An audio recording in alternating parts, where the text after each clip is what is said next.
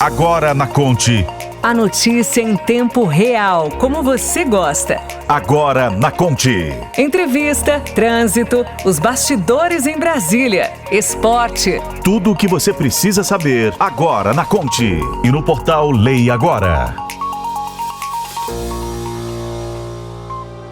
Olá, boa noite. Quarta-feira, dia 7 de setembro, feriadão, comemoração do bicentenário da independência do Brasil. Muitas manifestações, homenagens, marcaram o dia de hoje e nós já estamos chegando com uma edição especial do Agora na Conte. Ficamos juntos por aqui até às 19 horas e continuamos essa semana com a rodada de entrevistas com os principais candidatos que concorrem a uma vaga no Senado. Você fica a partir de agora com a íntegra da entrevista com o candidato pelo Partido Novo, Feliciano Azuaga, feita na manhã de hoje no programa Giro Conte. Boa noite, Marina. Boa noite, Camila. Oi, gente. Boa noite a todos. A você que nos acompanha aí no seu carro, nos dando carona pela 103.7, no aplicativo da Rádio Conte, no nosso site, o leiagora.com.br, para ficar sempre muito bem atualizado das notícias, nos nossos canais no YouTube e Facebook. Isso mesmo, hoje é dia 7 de setembro, hein? 200 anos da independência, que coincidiu com um ano eleitoral. Portanto, mais uma oportunidade de reflexão, de pensar no que desejamos para o nosso país. E na edição de hoje, você acompanha as propostas do candidato ao Senado, Feliciano Azuaga. As entrevistas com os candidatos estão sendo feitas em conjunto com os jornalistas do programa Giro Conte e tem a duração de 50 minutos, justamente para te ajudar nessa reflexão. As equipes estiveram presentes num sorteio para definir a ordem das entrevistas e os candidatos terão rigorosamente o mesmo tempo para falar sobre seu plano de governo, ao vivo, às 7 horas da manhã, com a reprise no Agora na Conte. Eles respondem às perguntas feitas pelos colegas da Rádio Conte em todo o estado. Hoje foi o dia do candidato do Partido Novo, Feliciano Azuaga. Vamos acompanhar. Nosso convidado hoje é o candidato ao Senado, Feliciano Azuaga. Ele tem 41 anos, formou-se em Economia na Universidade Federal do Mato Grosso do Sul, tem mestrado em Economia Industrial e Inovação pela Universidade Federal de Santa Catarina e doutorado na Universidade Federal de Pernambuco. É membro da Comunidade de Inovação UBNorte, professor universitário e ex-diretor de Inovação e Tecnologia da Universidade do Estado de Mato Grosso, UNEMAT, onde também é pesquisador no Departamento de Economia, coordenador do Centro de Informação Socioeconômica. Faz palestras sobre conjunturas econômicas, o impacto das novas tecnologias no mercado de trabalho. Nós passamos a contar o tempo a partir deste momento, o que levou o senhor a disputar uma cadeira do Senado nessas eleições de 2022. Primeiramente, bom dia a todos os ouvintes da Conte em todo o estado de Mato Grosso. Bom dia, João Edson, Onofre, Juliana, ao Jair, ao Mike, que estão aqui nesse feriadão, 7 de setembro, uma data especial para o nosso país. Mas, João, a sua pergunta assim, é uma pergunta que eu me fiz lá atrás, quando eu estava terminando o doutorado. Estava terminando o doutorado e fazendo projetos, analisando projetos, trabalho também com planos diretores, com consultoria para projetos de infraestrutura no estado de Mato Grosso. Eu comecei a me questionar, né? A gente sabe o que fazer para melhorar o nosso estado em relação à infraestrutura, à educação, e a minha pergunta que sempre ficava batendo era: por que não melhora? Por que a gente escuta falar sobre ferrovia desde o século passado e a gente não tem ferrovia? Que não é uma tecnologia, né, uma tecnologia assim, muito complexa. E nem inovadora, né? Por que eu vou em Aripuanã, eu não consigo, às vezes, ter uma boa conexão de celular? Eu estou falando de tecnologia no mundo inteiro, tem cidades de Mato Grosso que eu não tenho internet. Como é que eu vou conectar esses jovens? Então, começaram a me questionar por que a gente não consegue fazer. E eu comecei a perceber, nesse meu tempo de estado aí, eu trabalho em órgãos públicos, sou servidor público desde 2000. Eu comecei a perceber que as decisões são políticas.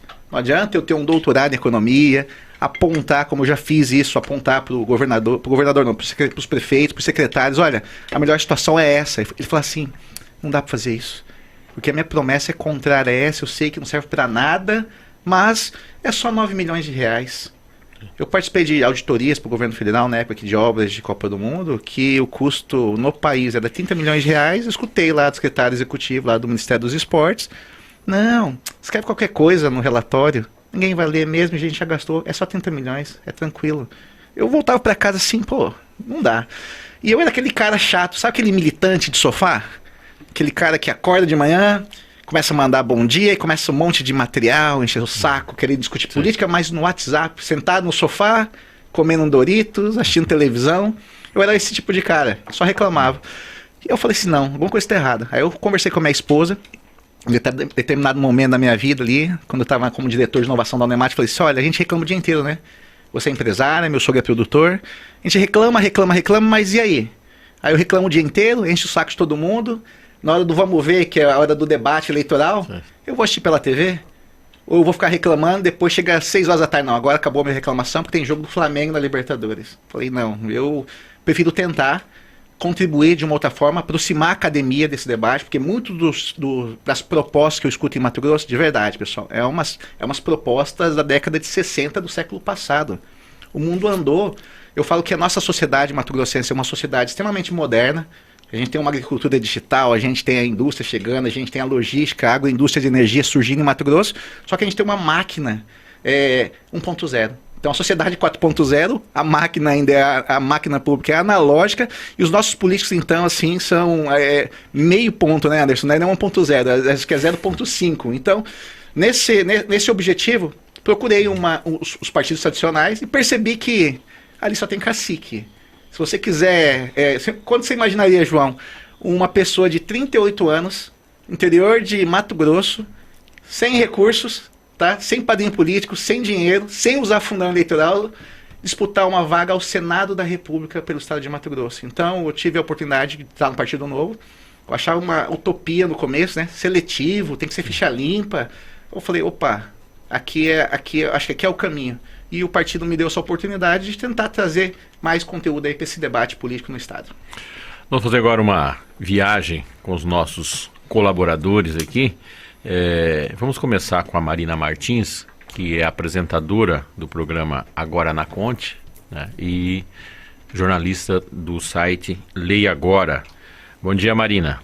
Candidato, o senhor é economista, tem mestrado e doutorado na área. Sabe que uma campanha política custa dinheiro. O seu partido novo tem a política de não usar o fundo eleitoral. Qual estratégia, então, para se eleger? E aí só assim começar a legislar por Mato Grosso? Primeiro, né, a gente sabe do enorme desafio, ainda mais quando você cria barreiras para novos entrantes. A gente sabe a dificuldade de você fazer uma campanha, mas no Novo a gente tem algumas diretrizes. Uma das diretrizes é que a gente tem como prioridade o cidadão, e não a classe política. Então, a gente faz mostrando. Não adianta nada, imagina, eu vou lá em Rondonópolis e falo para os eleitores, eu vou cuidar do seu dinheiro, eu vou fazer ele ficar mais, vai ter um uso mais eficiente, aí eu gasto 3,5 milhões em 45 dias, uso jatinho, querosene, a gente foi no jogo do Cuiabá, eu e mais alguns colegas no domingo, o que a gente viu de lixo, de santinho, bandeira, jogado no chão, aí eu ficava pensando assim, adivinha quem está pagando isso? É o João, é o Onofre, que tem que acordar no feriadão, 6 da manhã, trabalhar para pagar isso. Então, a gente vê que dá o exemplo de melhor uso do recurso público. Então, a gente já começa isso na campanha e na estrutura partidária. Não entra recursos públicos na campanha. E qual que é a estratégia? Porque parece meio utópico, né? Como eu disse, o mundo mudou. Tá? Os meios de comunicação estão indo para as redes sociais, estão na rede, na internet.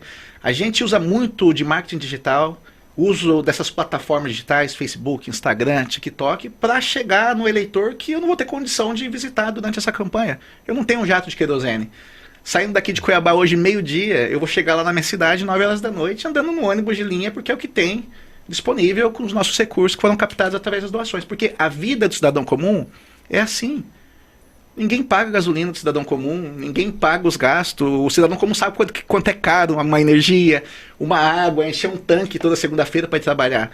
Por que o político tem essa discrepância? Então, como a gente defende que todos são iguais perante a lei, a gente defende o cidadão, a gente mostra para o cidadão, ó, a política é o seu lugar. E dá para fazer, porque na última campanha a gente teve uns gastos módicos, João, para fazer 21 mil votos com pouquíssima infraestrutura. Então, por isso que a gente está apostando nessas novas tecnologias. Agora nós vamos lá a Diamantino. Vamos com o nosso colega Silvio Piran, da Rádio Diamantino. Bom dia, Silvio. Muito bom dia, João Edson, bom dia, ouvintes da Rádio Conte, bom dia ao candidato Feliciano, candidato ao Senado, nosso entrevistado de hoje. Gostaria de perguntar ao candidato, porque o Mato Grosso é um estado de 141 municípios, um estado com grandes extensões territoriais nos municípios, um estado grande, gigante, né? Dá para se dizer. A sua campanha está sendo focada em alguma região específica ou em todo o estado? E posteriormente, caso eleito, você vai conseguir trabalhar em todos os 141 municípios ou mais em uma determinada região? Com informações e com a pergunta aqui de Diamantino, Silvio Piran, da Rádio Conte 97,3. Silvio, obrigado aí pela pergunta. Eu trabalhei num plano diretor lá em Diamantino, conheço bem a região, morei em Barra do Bugres, Aeronápolis, Alto Paraguai, então conheço bem e gosto muito daquela região. Mas primeiro, a gente tem que lembrar que o senador ele representa o Estado. Diferentemente do deputado federal, muitas pessoas acham que eles são iguais. Não, o deputado representa parte da população. O senador é representante do Estado. Ele não é representante de uma ala, do Nortão, de Rondonópolis, do Araguaia, da região oeste de Cáceres, não. Ele representa o Estado de Mato Grosso. Então, por obrigação, inclusive constitucional, ele representa o Estado. Então, a gente tem que trabalhar para os interesses estratégicos do Estado de Mato Grosso. Como que eu estou fazendo essa campanha, né? Eu sou da região norte, mas a minha base acaba sendo Cuiabá. Por quê? Porque todo o conteúdo gerado para o Estado, como a gente está aqui na Conte, está indo para todo o Estado, é feito em Cuiabá. A comunicação, as entrevistas, o debate político está concentrado na capital. Então, o que a gente faz? A nossa estratégia é estar aqui disponível na capital, gerar todo esse conteúdo e a gente consegue distribuir esse conteúdo gerado aqui na capital para o interior. Aí, como eu disse mais uma vez, como é que o Feliciano faria, né, para rodar 141 municípios se quem é político profissional encurtou o tempo de campanha? Eu teria que fazer mais ou menos 3 cidades por dia. Como ninguém vai pagar minha querosene ou meu jatinho, você que está agora no carro aí, indo para as comemorações de 7 de setembro, você tem que lembrar que além de você estar pagando a sua gasolina, você está pagando um monte de jatinho que estão rodando aqui o estado com seus assessores. Então, nossa estratégia é essa, é concentrar em Cuiabá e depois distribuir o conteúdo. E quando eu tenho possibilidades financeiras, eu viajo para as regiões. Fui para Rondonópolis na semana passada, devo ir a Araguaia nas próximas semanas e depois ir para a região oeste. Mas assim, é muito complexo, né? Então eu durmo nos ônibus para ganhar esse tempo da noite ali e economizar também uma diária de hotel. E funciona bem. Vamos voltar agora com a nossa colega, a Marina Martins, que tem uma pergunta sobre prioridade para o ensino. Marina Martins já vai... Candidato, o senhor atua na educação, né? Trabalha como professor universitário na Unemate e sabe das deficiências e das necessidades do setor no estado. Se eleito, quais vão ser as suas prioridades para o ensino, no processo educacional e na qualificação dos jovens? Marina, obrigado, porque essa aqui Eu sou professor desde os meus 16 anos de idade. Tá? Quando eu estava fazendo curso de automação industrial, comecei a dar aula de física, gerar minha primeira renda, entrei no ensino superior como professor da Universidade Federal de Santa Catarina, com meus 24 anos, nem tinha terminado o mestrado, já comecei a dar aula lá, saí do Banco do Brasil, que era o meu concurso, porque assim, eu arrisquei. Abri mão de um concurso, né, estabilidade, falei, não, essa aqui vai ser minha vida, educação é minha vida, fui para a Federal de Santa Catarina e depois vim para Barra do Bugres, né, tocar Floripa por Barra do Bugres é mostrar como que a gente gosta de se dedicar às regiões que estão crescendo no estado, que as regiões que necessitam, as regiões desenvolvidas não tem essas carências. Então assim, foco em educação, vou falar de 3 pontos que eu acho essenciais. Primeiro, a gente fica discutindo obras, escola, questões salariais, eu posso falar isso como professor. Eu sou beneficiado, então vou falar o que eu acho que é correto. No Brasil, um dos problemas não é recurso, infraestrutura, é a avaliação de aprendizagem. Você manda dinheiro, faz obra, inaugura a escola, e a pergunta é, o aluno está aprendendo? E quando a gente olha os indicadores educacionais de Mato Grosso, como é que vai ser o futuro do nosso estado e do nosso país se de cada 10 jovens no ensino médio, 7 não conseguem entender um parágrafo? Se o 9 for contratar um estagiário para auxiliar ele não consegue entender um parágrafo. O mundo está discutindo programação, automação, agricultura digital, tem que saber trabalhar com drone, GPS numa colheitadeira de algodão em Campo Novo do Parecis. Eles não sabem fazer conta de 7 de cada 10. Contas de multiplicação e divisão no final do ensino, antes do Enem. Tipo assim, é uma catástrofe. A gente está pegando uma geração inteira e jogando fora. É 30 anos que esse cara vai ficar em subemprego, vai às vezes conseguir se formar num curso técnico ou no ensino superior, mas vai ficar ou desempregado ou no subemprego. Então esse é um problemão, a avaliação de aprendizagem. Outra coisa muito importante, boa parte do foco da educação, principalmente dos parlamentares, é focado no ensino superior. E eu estou falando do ensino superior, eu sou do ensino superior. Mas o mundo inteiro não olha para o ensino superior. O ensino superior tem algumas soluções. É o ensino infantil que define a cognição, a aprendizagem. Se o menino ali, a criança que você tem ali, o seu filho, o seu neto, não aprender no momento adequado, não tiver alimentação adequada, proteína para desenvolvimento cognitivo, você matou também a carreira dessa criança. Agora, João Edson, você já viu protesto de criança? Criança tem lobby na Assembleia? Criança de 10 anos, 5 anos de região pobre faz lobby no Congresso Nacional? Não. E é ali que a gente já está criando essa desigualdade que se perpetua na desigualdade econômica. Então, esse é o segundo aspecto. E só para fechar, a gente tem que conectar a nossa formação técnica e educacional com o mundo que a gente vive. Eu estou formando gente para trabalhar em profissões que acabaram no século passado. Como eu disse, se você for lá em Sorriso, for em Primavera do Leste, tem vagas para operador de máquina, para gente que trabalha com dados da agricultura. Aqui a gente está trabalhando com marketing digital, mídia digital, trabalhar com softwares, com Adobe. Não tenho gente formada para isso. Eu tenho gente formada para ficar carimbando papel. Então, se a gente não conectar a nossa formação educacional com o que o mundo quer para o futuro, a gente vai desperdiçar mais uma geração. Agora nós vamos lá para o Vale do Guaporé, né? Vamos com Antônio Luiz, em Pontes Lacerda. Bom dia, Antônio Luiz. Bom dia, João Edson, bom dia, bancada do Giro Conte e o nosso entrevistado nesta manhã de 7 de setembro, professor Feliciano Azuaga. Professor, o senhor que é doutor em economia, é professor universitário, se eleito para representar Mato Grosso no Senado Federal, qual que é a sua visão para a relação comercial entre Brasil e Bolívia? Porque geralmente, quando se fala dessa fronteira, o quadro exposto é de um clima hostil, como tráfico de drogas, assaltos, operações policiais, contrabando, o oposto de países desenvolvidos que aproveitam muito bem suas fronteiras. Qual que é o seu pensamento em relação a esses dois países? O que é possível fazer para mudar essa atual realidade comercial e a visão de medo quando se fala de fronteira? Antônio Luiz, de Pontes Lacerda, no Vale do Guaporé, fronteira com a Bolívia. Antônio, obrigado pela pergunta. Sempre vou em Pontes Lacerda ali, é uma área extremamente importante na pecuária do nosso estado, na região oeste. São dois pontos, né? Vou começar pela segunda, que é a questão de segurança. Fronteira, vamos lá, aquelas armas que estão lá tentando derrubar helicóptero no Rio de Janeiro, vocês acham que entrou por onde? Se a gente pega Mato Grosso do Sul e Mato Grosso, drogas e armamento, que é uma coisa que a gente tem que lembrar que é mais complexa ainda do que esse mercado de drogas, por esse descaso com as fronteiras. Então as regiões de fronteiras são problemáticas no mundo inteiro, mas no nosso país elas se tornam mais problemáticas ainda por falta de coordenação entre os entes da federação. O que está acontecendo muito no Brasil é que ninguém quer ser pai de filho feio, né? Ninguém quer resolver problema. Hoje virou uma moda você ficar culpando o outro.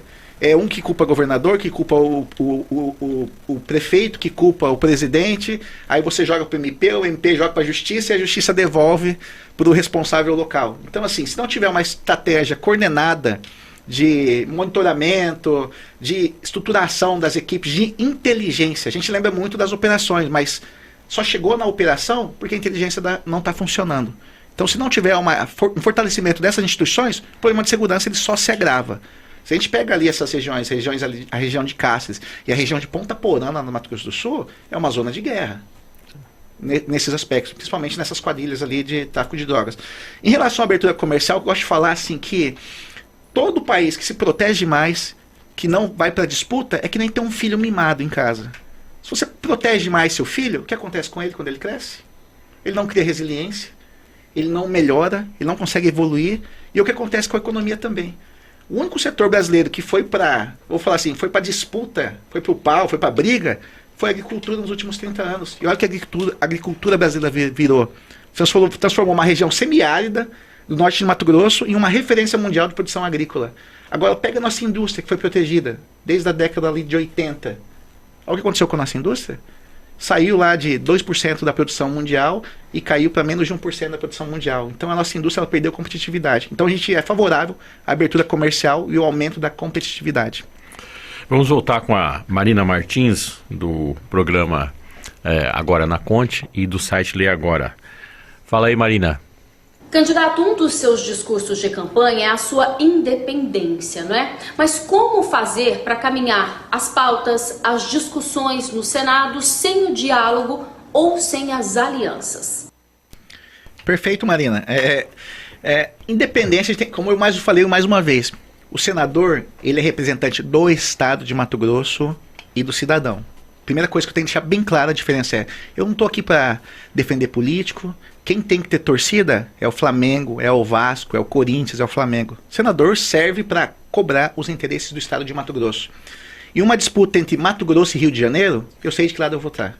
Entre uma disputa entre Mato Grosso e São Paulo, eu sei de que lado eu vou estar. Então, a independência é essencial para o Senado da República, porque quando você está vinculado a uma ala política, em qualquer uma das pautas, eu vou ter que defender às vezes pautas que não são de interesse do Estado de Mato Grosso. Na questão tributária, você imagina uma discussão entre Mato Grosso e São Paulo. Quem tem maior barganha? E se eu estou vinculado a determinado grupo político, a minha barganha vai para o espaço. A gente sabe que a necessidade de alianças é extremamente importante e todas essas pautas que a gente defende no nosso conteúdo programático, elas vão ser defendidas. O Novo defende maior liberdade, redução da ineficiência do Estado, defender o cidadão, o indivíduo, defender o fortalecimento das instituições, a igualdade das leis. Se as pautas são propositivas, beleza. Agora, orçamento secreto, tirar um COAF que investiga corrupção, jogar para o Ministério para ele perder a operacionalidade, isso não são pautas que é necessário fazer acordo. Então a gente tem muito claro quais são as pautas prioritárias para o país e para o Estado de Mato Grosso. Vamos lá para o Araguaia agora, com Gilmar Alves. Bom dia, Gilmar. Bom dia, bancada do Giro Conte. Bom dia, nosso entrevistado de hoje, candidato professor Feliciano Azuaga, do Partido Novo. Nós acompanhamos que o Estado de Mato Grosso tem vários candidatos a uma vaga para o Senado da República. Alguns deles detentores de mandatos, outros muito conhecidos da grande mídia e da própria população do Estado de Mato Grosso. O que fazer, professor Feliciano, para que a população de Mato Grosso possa conhecer as suas propostas e o senhor, como candidato, possa atraí-los buscando a sua eleição a essa vaga de Senado pelo Estado de Mato Grosso? Eu sou Gilmar Alves, da Rádio Conte de Vila Rica, região do Vale do Araguaia. Vila Rica, né? Isso dá uma proporção do quanto nosso estado é grande, né? A distância para chegar em Vila Rica. E olha que coisa engraçada. Se eu quiser sair de Sinop, lá do norte, e atravessar para Vila Rica, eu não consigo. Eu tenho que descer todo o estado, voltar para fazer um contorno por falta de infraestrutura. Então, em relação à sua pergunta, né? A gente sabe que tem nomes muito conhecidos, políticos de carreira, profissionais já nessa carreira aí de algumas décadas. Primeira coisa é aparecer, ter a oportunidade de disputar o cargo. Isso o Novo deu essa oportunidade. Porque o sistema eleitoral hoje, o sistema político brasileiro, ele é feito e ele é blindado para evitar novos entrantes. Você encurtou hoje a campanha eleitoral, você tem fundão para partidos mais tradicionais, você tem uma série de restrições que praticamente inibe o cidadão comum, as pessoas que querem renovação. Então, aparecer. Segundo ponto é se diferenciar com propostas. Porque boa parte do debate político em Mato Grosso é eu apoio X, X me apoia. Eu apoio Y, X me apoia. Aí tem candidatos, inclusive, que brigam para ver quem é mais fã de determinada ala política. Então acho que o Mato Grosso merece mais do que essa disputa de fã-clube. Agora, a gente vai com uma pergunta da nossa parceira aqui, apresentadora do Agora na Conte, né, e jornalista do Lei Agora, Camila Piacente. Bom dia, Camila. Olá, candidato, bom dia a todos no estúdio. Bom, o senhor concorre ao Senado pela segunda vez. A primeira na eleição suplementar, depois de cassado o mandato de Selma Arruda em 2019, por abuso de poder econômico e Caixa 2. Qual a principal mudança no seu plano de governo da última eleição para essa de agora?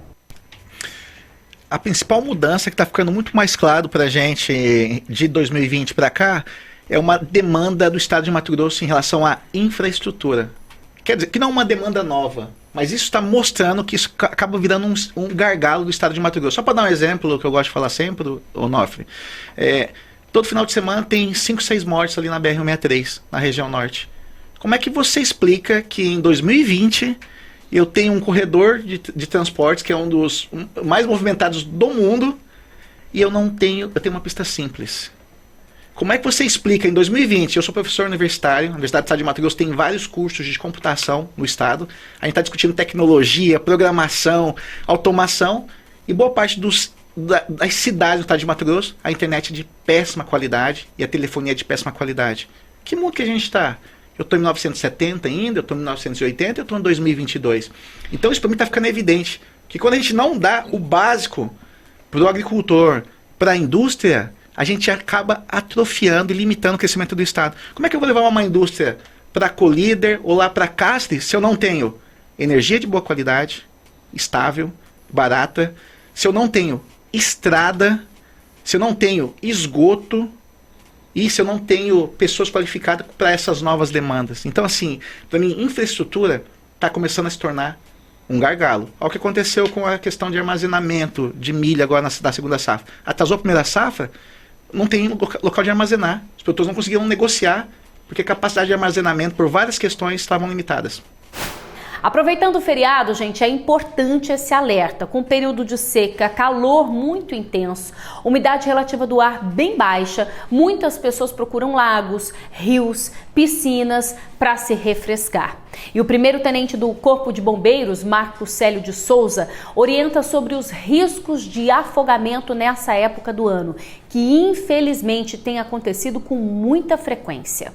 Com a chegada do período de seca, o calor intenso e a umidade baixa do ar, muitos procuram uma forma de se refrescar. O Corpo de Bombeiros Militar de Mato Grosso orienta sobre os riscos de afogamentos nesse período do ano. Se você vai tomar banho, primeira coisa, conhecer o local onde você vai entrar. Não ingerir bebida alcoólica. Se for se alimentar, espere pelo menos em torno de 40 minutos, meia hora, 40 minutos, para evitar esse tipo de acidente. Se por um acaso acontecer esse acidente, nunca entre na água para tentar salvar o afogado. Por quê? Você também pode virar uma vítima, se transformar numa vítima. A pessoa que está se afogando, ela quer se salvar de qualquer forma. Então ela vai se agarrar a você e vai usar você como boia. E você fatalmente vai virar uma vítima também. Então o que a gente aconselha? Se possível, jogar algo que possa boiar para essa pessoa. Garrafa PET, uma boia, um galho que esteja próximo, ou até mesmo um cabo, uma corda, para essa pessoa se agarrar e você possa fazer o resgate com segurança. Então, são essas principais recomendações. Se você também tiver algum tipo de comorbidade, às vezes a pessoa tem epilepsia, evite entrar na água. Evite entrar na água. E sempre que for entrar na água, procure a região onde você conheça, como eu já falei, a parte ali próximo dos banhistas, no lugar raso, para que não ocorra esse tipo de acidente. É muito comum nessa época acontecer esses acidentes aí. Nós sabemos aí de acordo com a Sociedade Brasileira de Salvamento Aquático, esse tipo de acidente ocorre, morrem 16 pessoas todos os dias no Brasil. E é a segunda maior causa de acidente envolvendo crianças aí de 0 até 10 anos de idade. Então é muito grave e a gente dá essas recomendações para evitar um mal maior. Vamos para o intervalo rápido? Daqui a pouco a gente volta com a segunda parte da entrevista com o candidato ao Senado, Feliciano Azuaga, pelo Partido Novo. Agora na Conte. Volta já!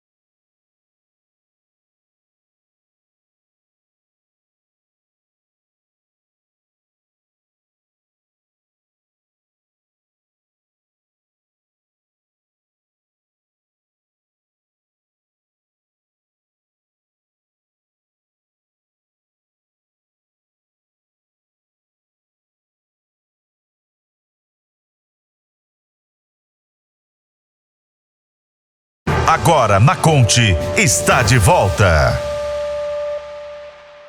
Oi, gente, estamos de volta com Agora na Conte, edição especial nesse feriado, inclusive, entrevista com os candidatos ao Senado por Mato Grosso. A nossa sabatina está sendo feita em conjunto com o programa Giro Conte, para te ajudar a decidir que escolha fazer nessas eleições. O entrevistado de hoje, pela ordem, é o candidato ao Senado pelo Partido Novo, Feliciano Azuaga. Vamos para a parte final da entrevista.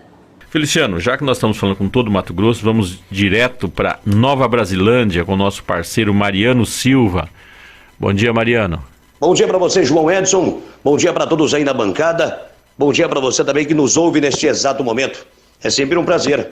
E bom dia também ao entrevistado de hoje, o candidato ao Senado, o professor Feliciano Azuaga. Professor Feliciano Azuaga, a minha pergunta é a seguinte: eu venho batendo nesta tecla sempre sobre a questão da MT-140, que está praticamente concluída até o norte do estado, passando aqui por nossa região. Não sei se o senhor conhece, Nova Brasilândia, Planalto da Serra, essa é a nossa região, aonde Nova Brasilândia se tornou um entroncamento e, claro, com um grande aumento de fluxo de caminhões passando por aqui, porque é um desvio de 300 quilômetros a menos. Em uma outra entrevista que o senhor deu, eu pude observar que, se eleito for, a sua primeira emenda será para a infraestrutura, principalmente para a BR-163, para a duplicação da BR-163. Nesse caso, qual é o olhar do senhor para a nossa região?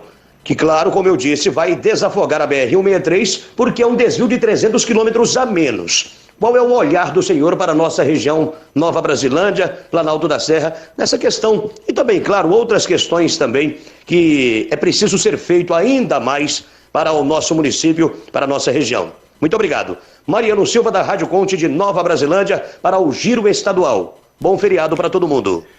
Mariano, cidades pequenas do interior, eu morei em Barra do Bugres 3 anos, o que está acontecendo atualmente é que, se a cidade não tiver infraestrutura básica e não for uma cidade que tem investimento em urbanismo e possibilidades de educação superior e oportunidade de emprego, essas cidades elas começam a minguar, começam a encolher.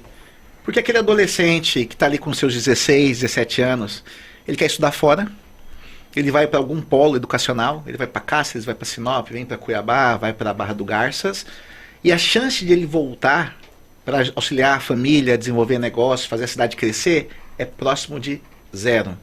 Tá? Então, se ele não tiver, como eu disse, internet, se ele não tiver uma praça boa, um clube, uma possibilidade de ter uma atividade cultural, teatro, dança, sabe o que ele vai fazer? Ele vai embora, a cidade vai envelhecer, e aí a questão, o impacto econômico vai chegar. Então eu até falo que hoje na literatura econômica, a forma mais rápida de você acelerar o crescimento de uma cidade pequena, uma cidade do interior, é você investir em urbanismo. Cidades que você não tem segurança, você não tem oportunidades, não atrai jovens, não atrai pessoas qualificadas, e essas cidades começam a encolher. Não sei se, Mariana, só para você ter uma noção, no Brasil, apenas 500 cidades no país, das 5 mil, crescem mais de 2% ao ano em população. Boa parte está estagnada e uma outra parte, ela diminui a população. O jovem, ele quer saber onde ele tem oportunidade e uma qualidade de vida boa.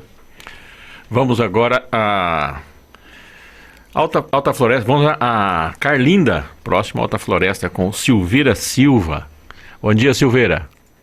Bom dia, João Edson. Bom dia também a todos da bancada. Bom dia aos ouvintes que acompanham aqui na maior rede de rádios de Mato Grosso. E bom dia ao nosso convidado de hoje, o candidato Feliciano Azuaga. Candidato, o senhor tem conhecimento sobre as necessidades dos municípios que abrangem aqui a região de Alta Floresta? E sendo eleito senador da República neste pleito, quais seriam seus projetos para atender a população aqui do extremo norte de Mato Grosso? Da Rádio Conte 94,3 de Carlinda e Alta Floresta, Silveira Silva. Até pegando o exemplo anterior, Silveira, o que eu estava falando é o que estava acontecendo com Alta Floresta. Era uma cidade que estava com crescimento até negativo alguns anos atrás, mas surgiu 2 fatores importantes para essa região de Alta Floresta.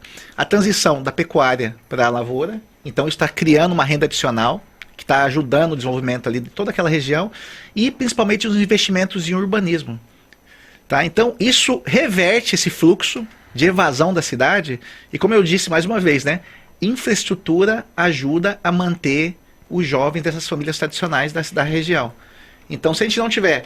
Agora, imagina assim, você quer chegar numa cidade do interior, a estrada de terra. Você quer receber seus parentes, você não tem internet. Você não consegue fazer uma ligação no celular, só consegue fazer ligação pelo WhatsApp no Wi-Fi. Então, sem infraestrutura e algum tipo de atratividade, acaba... Eu gosto de dar um contra-exemplo. Algumas cidades do oeste, aqui na região, próxima à região de Cáceres, Mirassol, eles têm polos educacionais e universitários, e você vê como a cidade ela é pujante. Então ela começa a atrair os jovens daquela região. Então, assim, pensando ali na região, a transição de pecuária para lavoura é um potencial que tem que ser muito bem conduzido, tá? Atendendo às necessidades desses novos produtores que estão chegando na região, e a questão de infraestrutura, sair da promessa e ir para a execução de projetos. Feliciano, o Senado é uma casa muito específica e muito especial, porque é a única que tem membros paritários. As 27 unidades, cada uma representa com seus 3, por isso chegamos a 81 senadores. Com isso, um senador ele passa a ter muita força. Um senador não pode tudo, mas ele pode muito, em virtude justamente dessa forma dela compor os poderes do Estado brasileiro. E deve passar, porque assim, já passou da hora faz muito tempo, faz anos que passou da hora, uma discussão sobre reforma administrativa e reforma tributária. Quero pegar primeiro pela questão da reforma administrativa. Sendo eleito, qual o seu posicionamento em relação a uma possível reforma administrativa no país? Vamos lá. Falando, inclusive, como servidor público, né? Não tem gente que fala, mas ser servidor público não pode defender. Eu tô, justamente por estar na máquina pública, eu sei das limitações. Eu gosto de dar alguns exemplos, né? Primeiro, princípio que eu defendo, princípio do novo. Todos são iguais perante a lei. Por que o cidadão comum que está indo trabalhar nesse feriadão, ele tem que ter uma previdência diferente da previdência do Feliciano? Ou da previdência de um desembargador do TJ de Mato Grosso? Ou de um funcionário do Tribunal de Contas da União? Não tem nenhuma lógica. Todo mundo é brasileiro, todo mundo paga imposto da mesma forma, só que para os amigos mais próximos do rei, as regras são diferentes. Então a primeira coisa é essa, eu acho que tem que ter regras igualitárias em previdência, em questões trabalhistas. Isso para mim é uma coisa de fundamento básico. Segundo aspecto, vocês estão aqui trabalhando na rádio, o salário de vocês depende da produtividade, depende da audiência, depende de captar. Lá na universidade, eu estou numa carreira acadêmica desde 2006. A única forma de eu melhorar meu salário, João, sabe como é? Ficando velho. Eu posso ganhar amanhã um prêmio Nobel, ser convidado para a Academia Americana de Ciência. Sabe o que vai acontecer no meu salário? Nada. E o meu colega, às vezes, que não está do meu lado, ele fica assim, pô, olha lá, o cara se mata para nada. Para que eu vou me matar? Então você tem distorções dentro da estrutura pública que desincentiva quem quer ser extremamente produtivo e gera um incentivo perverso para aquele cara que quer ficar encostado na maciota. Pô, fiz um concurso com 20, beleza, tô aqui. Tô nem aí, tipo assim, é meu concurso, é meu direito. Meu amigo, quem paga suas contas, eu sei quem paga suas contas. Todo dia quando eu saio de casa para ir para a universidade, eu sei que minha esposa está saindo também, e se não fosse ela também ir lá trabalhar, não teria arrecadação para pagar meu salário no final do mês. Então, isso para mim é muito claro. Então, sobre reforma administrativa, é isso, né? Você falou sobre reforma tributária. A vida do brasileiro fala que o Brasil vive num manicômio tributário. Quem já foi para o exterior sabe como que é a vida do empresário, a vida de quem paga imposto é simples. Eu comprei uma caneta, comprei um celular, comprei um carro, comprei um jato. Quanto que é o imposto? Todo mundo sabe. 8%, 10%. É claro quanto você paga. Você sabe quanto custa no bolso você manter a máquina. Se eu perguntar para o empresário aqui em Cuiabá, ou em Várzea Grande, industrial ali de Várzea Grande, do polo industrial, a vida desse cara deve ser um inferno se ele quiser vender para o Brasil. Imagina que ele produz bota de couro aqui em Cuiabá e vai vender para Pernambuco. A alíquota é uma. Vai mandar para o Maranhão, é outra. A regra é diferente, o acesso, a aduana é diferente. Aí o cara faz sapatênis. Aí se chega lá num estado, o cara fala assim, não, isso aqui é sapato. Aí chega no outro, isso aqui é tênis. Aí mudou o fiscal, não é sapato não, é tênis. Você infringiu lá atrás, estão te multando. Aí o cara descobre que foi pro cadinho e não sabe por quê. Então assim, é um manicômio tributário. Se a gente não criar uma simplificação com aglutinação de impostos federais, tornar mais evidente que as pessoas pagam de imposto, porque o cidadão mais simples, ele vai lá no mercado, ele compra um leite de 10 reais, ele acha que está comprando leite. Meu amigo, você não está comprando leite. Você está comprando leite com imposto. Você vai comprar a gasolina dos R$300 porque você gastou agora para encher o carro, para levar sua filha lá para assistir o desfile, desses 300, 120 dessa grana está indo para o governo e uma parte desse dinheiro virou lixo lá na Arena Pantanal, lá em Santinho, no final de semana. Então, assim, a gente precisa urgentemente de uma reforma tributária, porque senão o Brasil vai continuar perdendo competitividade em relação ao restante do mundo. Onofre. Feliciano, eu estou aqui desde o começo te ouvindo. Eu concordo com as incoerências que nós fomos construindo no Brasil ao longo do tempo. Quando a gente olha ao redor, as coisas que você citou e as que não citou, mas que a gente sabe que existe, a gente não está só no manicômio tributário. O Brasil é um manicômio. Você tem o serviço público do jeito que é.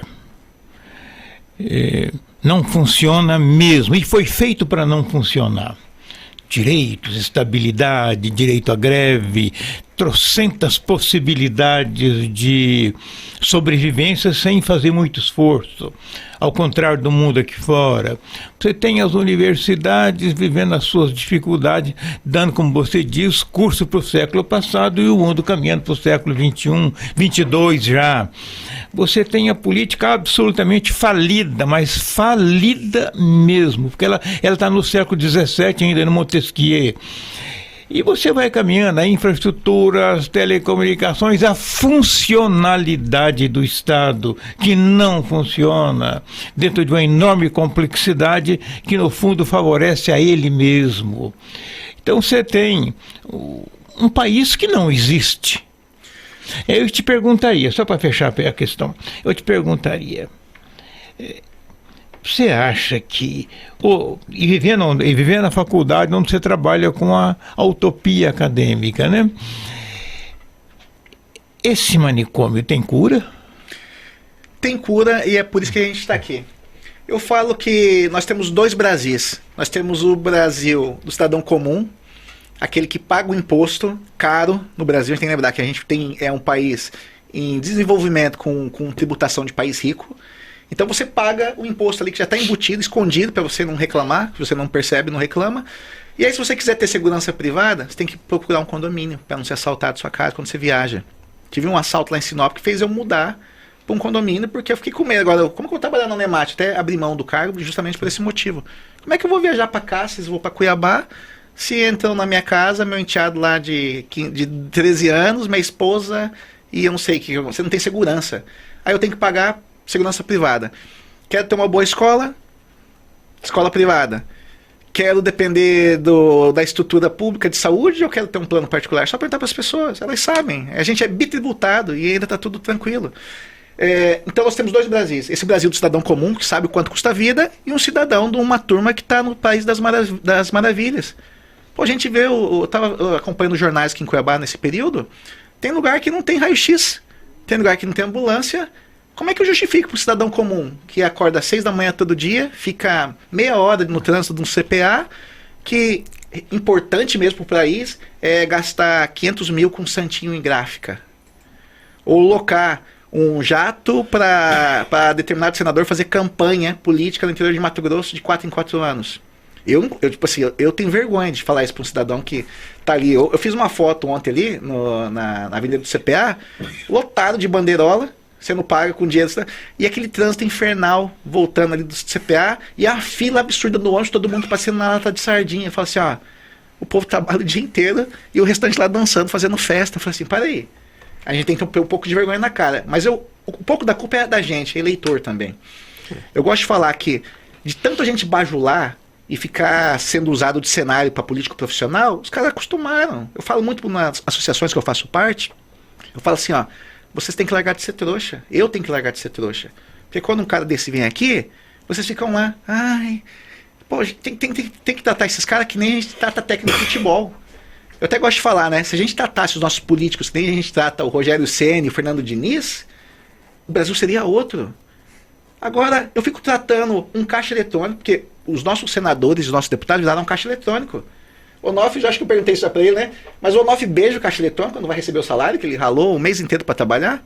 Ô, meu caixa eletrônico, isso é bom, obrigado. Ajoelha assim, agradece. Dá um abraço, né, Juliana? Aí dá um beijo no caixa eletrônico, agradece o caixa eletrônico. Por que a gente fica agradecendo deputado federal e senador que tá trazendo de volta dinheiro que não era nem para ter saído aqui do nosso estado, num novo pacto federativo. Aí fica lá bajulando político. As pessoas assim, não, Feliciano, mas tem que apoiar. Eu falei, meu amigo, eu não bajulo meu pai e minha mãe. Eu vou ficar bajulando o cara que está torrando minha grana.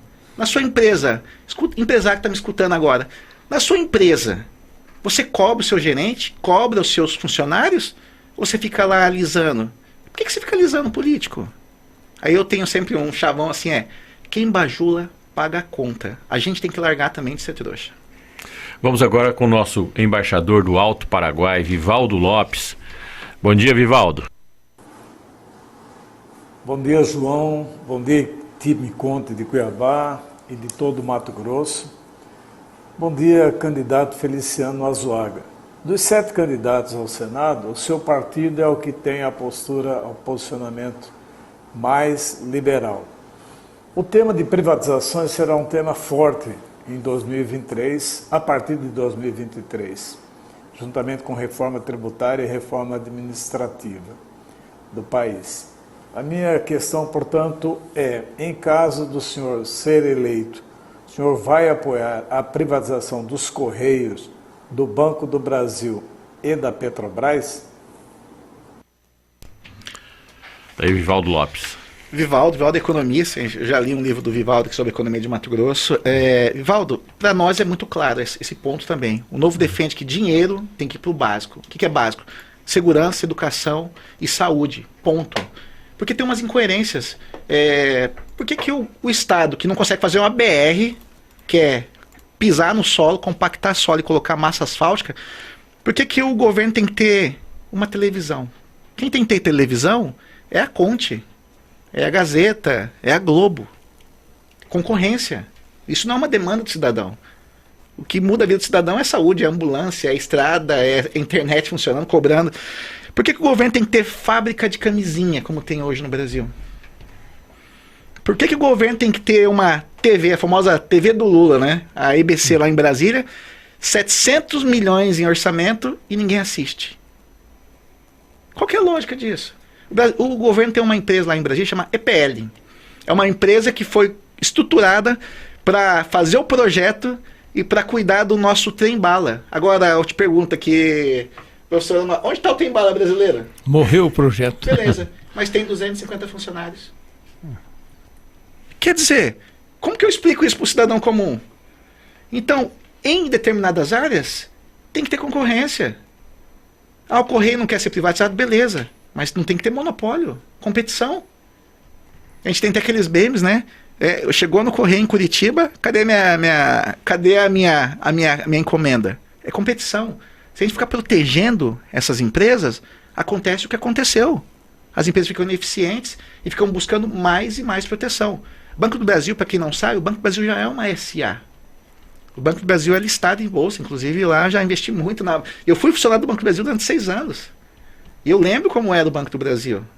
Eu lembro que eu chegava numa área... Esse é o problema de privatização, não é questão da eficiência, mas o Banco do Brasil foi usado muito tempo para corrupção também. Quem me explicava lá no banco, eu lembro que eu perguntei uma vez pro meu chefe, chefe, por que o nosso diretor de finanças lá, de risco de operações, é enfermeiro? Aí o cara fala assim, se eu te contar quem indicou e por que ele está naquele cargo, por que a nossa área de marketing está mandando dinheiro para quem participa das campanhas eleitorais? Ele falou assim, adivinha por quê? Então, quando você tem gerência política em empresas gigantescas como Petrobras, como Banco do Brasil, isso vai gerar alguns problemas que a gente conhece, né? Vai sempre parar nas páginas policiais. Juliana? Eu queria amarrar algumas situações. A gente está falando sobre essa política tradicional, né? Lá no começo o senhor falou que a política no Brasil está em 0,5 e a sociedade está em 4,0. As previsões para o ano que vem não é de muita renovação no Congresso. Sendo eleito o Partido Novo com essas propostas mais liberais, como o senhor visualiza esse trabalho de negociação política, vou usar esse termo, apesar dele ser mal usado, de negociação política com essa política tradicional. Como o senhor vê essa amarração do encontro do 4.0 com o 0.5? Sabe o que aconteceu muito nos últimos debates estruturais do Brasil, que foi reforma previdenciária, reforma administrativa, reforma tributária? Ninguém quer ser pai de filho feio, o que faz perder voto. Eu não estou lá para agradar. Inclusive, o novo é contrário a você virar político de carreira. Eu sou professor. Vocês são jornalistas. O Anderson lá é analista de sistemas. Então, eu preciso fazer o que tem que ser feito. Eu não tenho que ficar olhando na minha carreira. Então, o que aconteceu nas reformas estruturais é que, na hora que precisava de alguém ir para o debate, se expor, para defender, por exemplo, essas mudanças de reforma administrativa, adivinha que deputado de que partido ia para a relatoria, ia para a defesa? Ia os mais técnicos e os que não tinham problema aqui. Não vou ser político de carreira. Estou aqui para fazer o que tem que fazer. O que aconteceu com as reformas principais no Brasil foram feitas lá atrás. Então você tem que começar a pensar no país. Sabe por quê? Porque na hora que começa a doer no bolso, aí as pessoas vão pressionar. Aí vira aquele desespero. Então a gente já está percebendo isso mais uma vez. As pessoas sentem no bolso, começam a pressionar. E na última eleição as pessoas falam assim, vocês são utópicos. Vocês vão chegar lá, vão mudar. Olha o que aconteceu com a gestão do governador Zema e dos deputados federais do Novo, e dos deputados estaduais, do prefeito Adriano Joinville. Ninguém ninguém mora em palácio, ninguém tem segurança, ninguém usa 2 motoristas, todo mundo abriu mão, a gente tem que abrir, no prazo de inscrição para a candidatura, a gente abre mão de todos os privilégios para mostrar para o cidadão, meu amigo, eu estou fazendo o que eu estou prometendo. E nessa eleição, uma coisa que só a gente fazia lá atrás, que é não usar recurso público, você já percebeu a quantidade de candidatos que sentam agora aqui nessa mesa e falam assim, olha, eu não estou usando recurso público. Então alguém tem que começar a falar, porque aí alguém vai falar assim, opa, você está gastando minha grana.